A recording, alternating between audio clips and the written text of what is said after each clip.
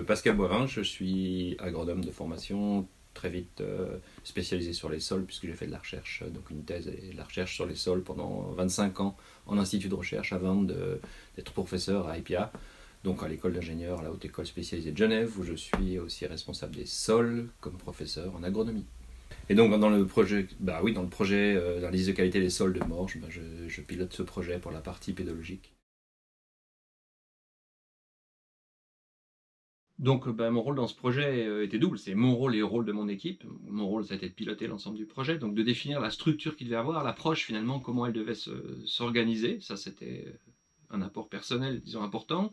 Et puis à partir de là, de coordonner l'équipe, bien sûr, sachant que du côté de mon groupe, on s'est consacré plus aux espaces, et donc il y avait le Fribourg qui s'est consacré à l'espace urbain, et nous à l'espace complémentaire, qui est rural, non aménagé. Et là, c'était essentiellement avec Karine Gondret, donc un travail sur les fonctions des sols, avec laquelle on travaille beaucoup là-dessus depuis longtemps, fonctions et qualité.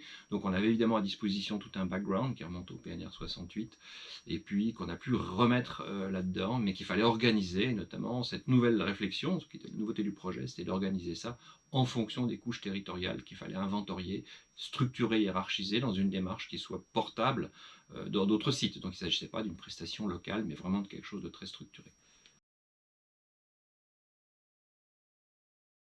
Alors ce projet, il nous pose un gros défi, mais enfin on l'a choisi aussi, c'est de renverser la logique, ne pas partir des données pédologiques, de leur acquisition et d'essayer de tout comprendre et de tout savoir sur les sols pour enfin avoir peut-être un message à donner qui serait utilisé par exemple les aménagistes, mais de fournir ce qu'on peut déjà prédire des propriétés des sols sur la base de ce qui existe. Ce qui en définitive, quand on y réfléchit, est exactement la démarche qu'on fait quand on fait de la cartographie des sols. Mais la tendance, quand on veut parler de qualité, c'est de demander énormément d'analyse de sol, et c'est un travail qui peut être sans fin, c'est un petit peu le mythe de Sisyphe, là on n'y arrivera pas. Et en revanche, on peut déjà dire beaucoup de choses. Et l'idée, c'est non pas de fournir des informations totalement exactes, totalement complètes, etc., mais de fournir des informations tout de suite utilisables. Et de les fournir dans une forme où les décideurs, les aménageurs, les décideurs territoriaux vont s'en saisir et en faire quelque chose. Parce qu'aujourd'hui, on a un fossé entre des gens qui veulent acquérir des informations et disent « laissez-nous travailler, on n'en a pas assez », et puis des aménagistes qui ne savent même pas qu'il y a du sol éventuellement et qui vont évidemment pas du tout tenir compte dans ce cas-là de l'impact qu'ont leurs projets en positif ou négatif sur la qualité. Donc renverser cette logique et puis instaurer un dialogue à travers un outil. Donc lorsqu'on s'intéresse à la prédiction des propriétés des sols, il y a quand même des évidences. On peut penser qu'un talus d'autoroute est de moins bonne qualité qu'un sol forestier non remanié. Voilà. Et en fait, c'est exactement ce que va faire de toute façon le pédologue quand il prépare une prospection, et c'est déjà de se saisir cette information et de voir ce qu'on peut en dire. À ce moment-là, il faut la hiérarchiser. Si on ne veut pas faire un travail qui est spécifique à un site, mais quelque chose qui est portable, mais il faut faire l'inventaire de toutes les sources d'informations directes ou indirectes et les hiérarchiser. Et les hiérarchiser dans une démarche où finalement on va couper en petits polygones, en petits espaces le territoire, et chaque petit espace correspond à une catégorie, ou chaque catégorie de petit espace correspond à une catégorie territoriale sur laquelle on a un certain niveau de prédiction. Et ça, c'est sur la base de documents qui sont partagés, partageables, et qui sont sur tout le territoire suisse. Ensuite, on a des données pédologiques. On peut être très riche ou très pauvre. Et ça va venir contraindre un peu plus la carte, comme on le fait de nouveau dans une cartographie classique. Lorsqu'on a de l'information, évidemment, ça permet de préciser les choses, et c'est ce que fait l'outil.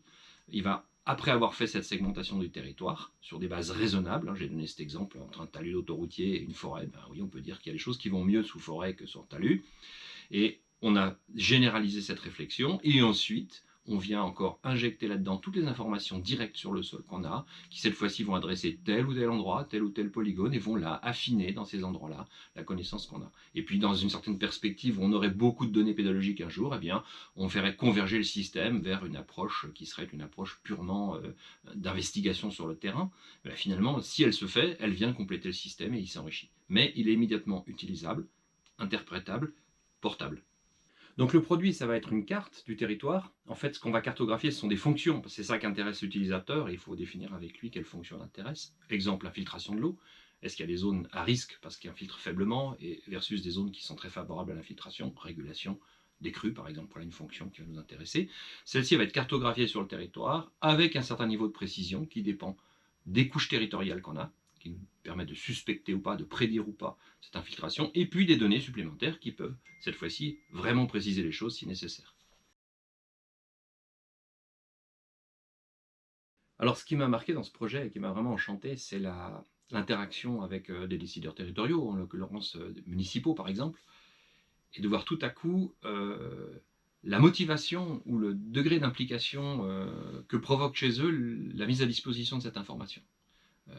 C'est clair qu'on est face à des gens qui n'ont pas l'habitude de réfléchir avec des sols et de travailler avec des sols, et tout à coup, le fait effectivement de mettre à disposition cette information, on voit que ça atteint l'objectif. C'est que tout à coup, la parole se libère, la réflexion se met en route, et on voit arriver ce souhait de prendre en compte cette ressource.